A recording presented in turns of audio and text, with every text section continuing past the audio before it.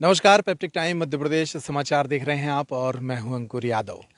मध्य प्रदेश के पन्ना जिले के एक बहुत ही दूरस्थ आदिवासी अंचल में 14 अक्टूबर से 16 अक्टूबर के बीच एक बहुत बड़ा धार्मिक और आध्यात्मिक आयोजन होने जा रहा है। इन दिनों दुनिया भर में लोकप्रिय हो चुके एक युवा संत, जिन्हें लोग बागेश्वर धाम के पीठाधीश्वर पंडित धीरेन्द्र कृष्ण शास्त्री के रूप में जानते हैं, वे एक बनवासी कथा करने के लिए पन्ना जिले के कल्दा में आ रहे हैं।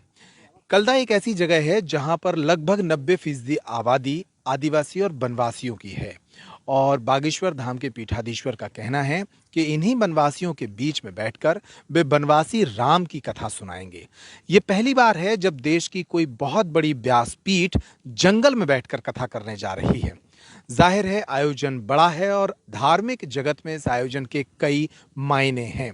इस आयोजन से बुंदेलखंड में भी एक नए तरह के अध्यात्म और धार्मिक आयोजनों की शुरुआत हो रही है।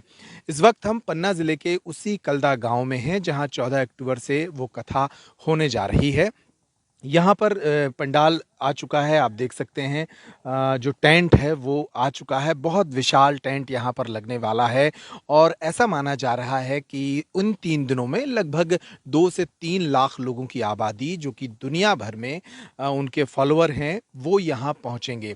इसके लिए व्यापक तैयारियाँ जिला प्रशासन की ओर से भी की जा रही हैं और बागेश्वर धाम शिष्टमंडल की ओर से भी की जा रही हैं। लेकिन अहम बात यह है कि जो यहाँ का बनवासी समाज है, जिसके लिए ये आयोजन बागेश्वर धाम के पीठाधीश्वर कर रहे हैं, वो क्या सोचता है। कुछ लोग हमारे साथ हैं, उनसे बात करेंगे। जी, आपका शुभ नाम क्या है? मेरा नाम शत्रुघ्न सिंह। शत्रुघ्न जी, किस समाज से आप आते हैं? एक गौड़ समाज से आते आदिवासी। जी। आपके गांव में जो कथा होने जा रही है, कैसे उसकी जानकारी लगी और जब जानकारी लगी तो आपके क्या भाव थे? हमारे भाव तो ऐसे भाव पैदा हुए कि हम ऊपर वाले साथ साथ आ रहे हैं।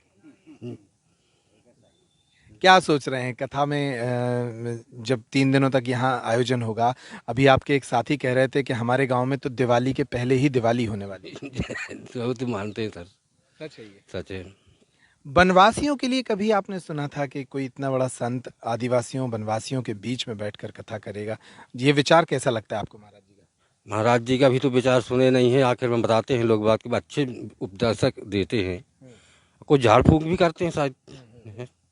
ये भी देखा यूट्यूब में। जी। तो आप लोग पहले से क्या उन्हें जानते थे महाराज जी नहीं को? जानते थे, जब से यूट्यूब में देखा तभी से हमने जाना है। इतने सारे लोग आपके गांव में आएंगे तो उनके स्वागत के लिए क्या तैयारी कर रहे हैं गांव के लोग? गांव के लोग क्या करेंगे सर, सब अपने अपने व्यवस्था में लगे हैं, जो जितना बन सके हमसे। जी। चलिए, ये गांव के कुछ युवा साथी भी खड़े हैं, इनसे भी बात करेंगे। पढ़ते लिखते हैं आप लोग? घबराते तो नहीं बात करने में? क्या नाम है? पुष्पेंद्र सिंह। पुष्पेंद्र, क्या पता लगा कि गांव में ये क्या हो रहा है और जब पता लगा तो फिर क्या सोच रहे हैं? बहुत खुशी हुई सर, जो भी पता चला जो महाराज के बारे में सुने हम यूट्यूब में। जब से उनकी यानी कि बहुत वीडियो देख रहे हैं और बहुत खुशी हो रही कि यानी कि हमारे ग्राम कल्ला में यानी कि दिवाली से भी पहली दिवाली हो रही, महाराज जी आ रहे हैं, स्वामी जी आ रहे हैं। जी। अच्छा, कल्दा की इस कथा के दौरान जो राज्यपाल हैं मध्य प्रदेश के, वो भी आ रहे हैं।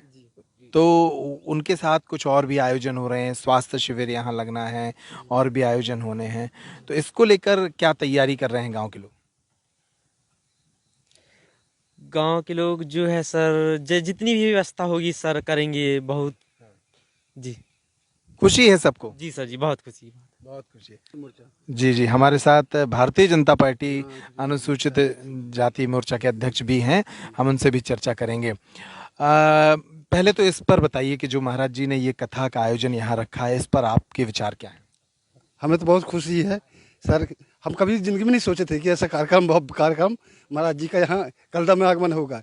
जो दुर्गम क्षेत्र है कल्दा पहाड़ और सबसे इंटीरियर क्षेत्र है, यहाँ आने आने की तो अभी सुविधा हुई न, बहुत परेशानी थी सर। और सब लोग खुशी है, सबका लगाव है, सब कोई काम करने को तैयार है सर। अच्छा, 3 दिनों में पूरे देश के लोग यहाँ इकट्ठे होने वाले हैं। आप इसी गांव के हैं? जी, इसी गाँव का हूँ सर। तो गांव वाले क्या तैयारी कर रहे हैं देशवासियों के स्वागत की? सब लगे हैं सर, साफ कोई साफ सफाई में, कोई कहीं सब लगे हैं, सब कोई अपना घर, कोई क्या कहते सास की बिल्डिंग खाली करवाना, सबकी मदद करना, गांव को लिए अपनी साफ सफाई, अपना घर, जैसे दीपावली आती है तो दीपावली के पहले अपने साफ सफाई और उसे दीपावली मनाने के लिए सब लगे हुए है सर, क्या कहते गाँव वाले और क्षेत्र वाले भी। अच्छा, महाराज जी ने कहा है, अभी जब वो विदेश में थे तब वहाँ से उन्होंने कहा था कि हम कल्दा जा रहे हैं। वो कल्दा इसलिए जा रहे हैं क्योंकि वो वनवासियों का, आदिवासियों का क्षेत्र है और वहाँ राम कथा करेंगे। तो महाराज जी का ये जो विचार है, ये कैसा विचार है? आप लोग इस विचार को किस तरह से देखते हैं? हमारे में समझ में तो क्या कहता है, हमारा ये आदिवासी क्षेत्र है और अन्य लोग भी यहाँ वनवास कर रहे हैं साथ साथ, और हमारे क्षेत्र का यहाँ हिंदू धर्म से लगाव था। कुछ लोग क्या कहते हैं यहाँ बाहरी तत्वों द्वारा या नक्सल कुछ भी वो कह जा सकता है, तो हर गांव में आया कि धर्म को परिवर्तन करने में जुटे हैं। और 2-3 धर्म, केशियन धर्म, धर्माचार धर्म, रामपाल धर्म, यह अपना रहे, बोल रहे हैं इसमें कोई सार नहीं है। ये महाराज ये रामायण फिट को, ये महाराज को न मानो, हनुमान जी की मूर्ति क्या तत्व है, मगर हम आदिवासी एक हैं, हम इसी गांव के हैं। हमें तो खुशी है कि हम साथ साथ भगवान हैं, कोई माने न माने, हम कल्दा के आदिवासी हैं आसपास के। हमारे गांव में हर गांव में 1-2 ऐसे तैयार हुए हैं कि धर्म परिवर्तन चाहते हैं, मगर हम लोग ऐसा नहीं करने देंगे। अब और महाराज का हमको साथ मिल गया और क्षेत्रवासी, तो खुशी की बात है कि रुक सकता 50% अंतर आएगा। दारू मुर्गा से हर चीज़ से सरकार का परिवर्तन पड़ेगा, क्योंकि यहाँ दारू भी बनती हैं और क्षेत्र अशिक्षित है, तो पढ़ाई लिखाई में तो ठीक है, पढ़ते लिखते नहीं हैं। जो भी पढ़ते लिखते हैं तो पढ़ाई 1 से 8 तक है, पास हो जाते हैं, अगले चल के कक्षा में फेल हो जाते हैं, बाहर चले जाते हैं। तो अच्छा, ये जो क्षेत्र है इसमें लगभग आदिवासियों के कितने गांव हैं, कितनी आबादी है, और क्या धर्मांतरण की समस्या पूरे क्षेत्र में फैल रही है? क्या कुछ परिवार धर्मांतरित हुए हैं? यहाँ जिस इस क्षेत्र में 62 गांव लगे हैं, छोटे बड़े गांव 62 गांव हैं और करीब 40-45 लगभग जनसंख्या है क्षेत्र की लगभग। अच्छा, और हर गांव में 1-2 आदमी शुरुआत हो चुकी है सर। अच्छा, हाँ, धर्मांतरण कर रहे हैं। धर्मांतरण की जी। तो ये आपको लगता है कि ये ठीक है, ये कदम आदिवासी कुछ परिवार अगर ये कदम उठा रहे हैं तो क्या वो ठीक उठा रहे हैं? और बागेश्वर महाराज जो प्रयास कर रहे हैं, वो उस प्रयास पर आप क्या कहेंगे? जो प्रयास कर रहे हैं बहुत अच्छा है सर, बिल्कुल परिवर्तन पड़ेगा। और उनके आने पर, उनके चमत्कार करने पर ये हम तो विश्वास है कि ये सब छोड़ देंगे। हाँ, जब आदमी को विश्वास होगा कि नहीं अभी ये हैं, यहाँ क्या कहा थे, हनुमान जी हैं, भगवान राम हैं, आत्मा भर से मानो तो सब कुछ है। यदि जिसको नहीं मानना तो फिर कोई धर्म है, हमें किसी धर्म से आपत्ति नहीं है, मगर हमारे धर्म में क्या कहा तो कोई हाथ न डाले। हमें सहयोग चाहिए तो आप लोग महाराज का सहयोग, शासन का सहयोग, इतना ही कह कहते हमें बहुत है सर। अपने यहाँ कथा का आयोजन है बागेश्वर धाम का, जो हमारे लिए अद्भुत है, उसके लिए कोई शब्द ही नहीं है, इतने प्रसन्न हैं हम। और इंतज़ाम के लिए तो बिल्डिंगें हैं, जो यहाँ की सरकारी बिल्डिंग, प्राइवेट बिल्डिंग, वो सब साफ़ सफाई सबका मेंटेनेंस चल रहा है। और यहाँ 1 लाख से 1.5 लाख आदमी आने की उम्मीद है। और सभी क्षेत्रवासियों को प्रसन्नता है इस बात की कि बागेश्वर धाम महाराज जी हमारे ग्राम कल्दा में पधार रहे हैं, हमको बहुत खुशी है सर।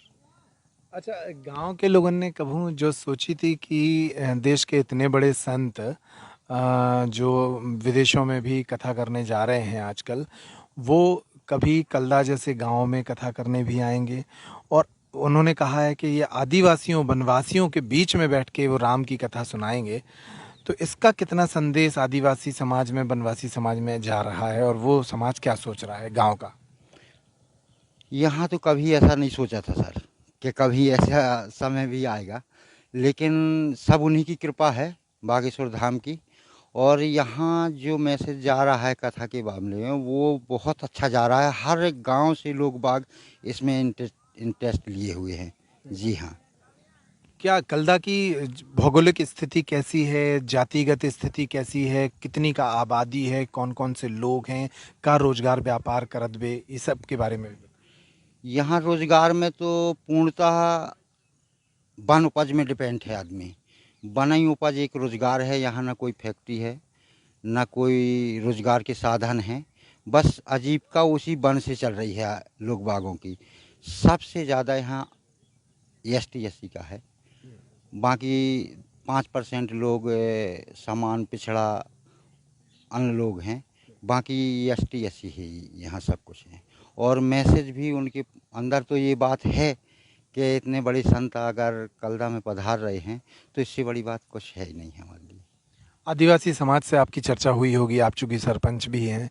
समाज क्या सोचता है महाराज जी के विषय में, क्या सोच रहा है वो?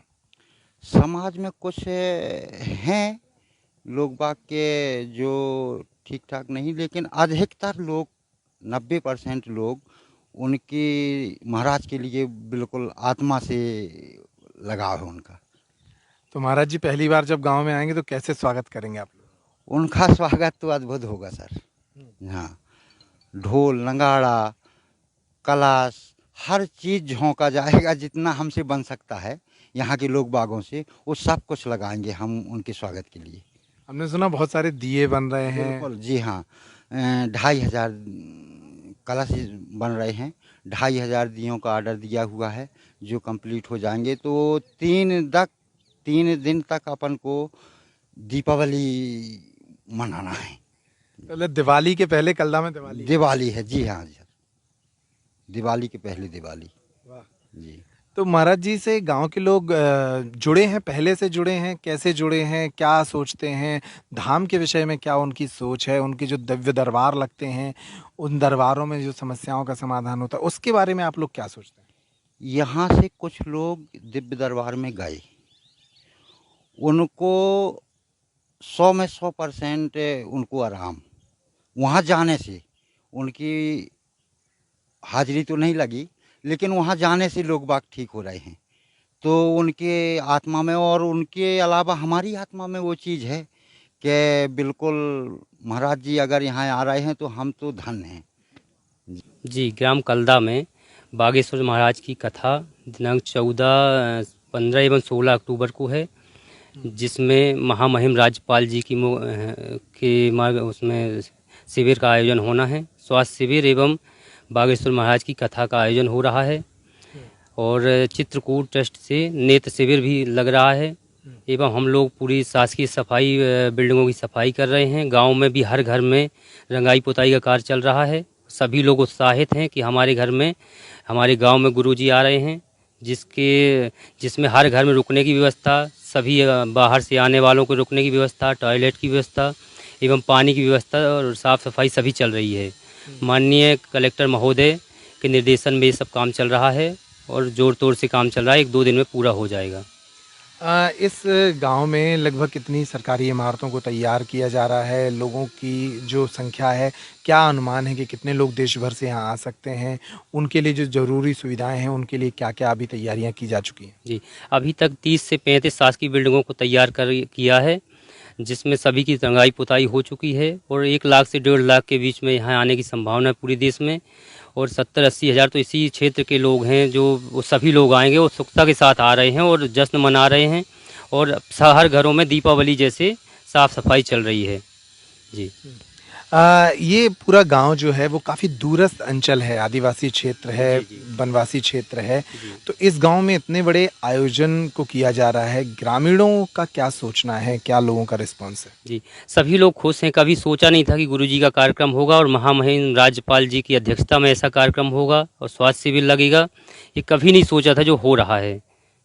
इस धार्मिक आयोजन के साथ-साथ शासकीय योजनाओं का भी लोगों को लाभ मिल रहा है, क्या उनको क्या फ़ायदा होगा? जी, स्वास्थ्य सेवाएं मिलना है और सभी को विकलांगों का प्रमाण पत्र भी मिलना है। सभी को ट्राईसाइकिल और नेत्र शिविर में भी उन्हें लाभान्वित किया जाना है। जी। तो एक नया तथ्य ये भी निकल कर सामने आया है कि ये जो कलदा जो क्षेत्र है, यहाँ आसपास 62 गांव हैं और ज़्यादातर गांव आदिवासियों वनवासियों के हैं। और जैसा कि अभी हमें बताया गया कि इस इलाके में धर्मांतरण का भी एक अभियान चल रहा है और हिंदू धर्म सनातन धर्म को मानने वाले कुछ परिवार धर्मांतरित भी पिछले दिनों हुए हैं। तो सनातन संस्कृति के प्रचार और उसके संरक्षण के लिए भी बागेश्वर धाम के पीठाधीश्वर की इस कथा को यहाँ आयोजित किया जा रहा है, ताकि इस तरह के धर्मांतरण को रोका जा सके और लोगों को सनातन के उपदेश दिए जाएं और उस धर्म के विषय में सही जानकारी दी जाए। कल्दा के ग्राउंड से ये थी हमारी आज की रिपोर्ट। इस कथा से जुड़े और तमाम अपडेट्स आप लगातार पेप्टिक टाइम पर हासिल करते रहेंगे। इस रिपोर्ट में इतना ही। नमस्कार।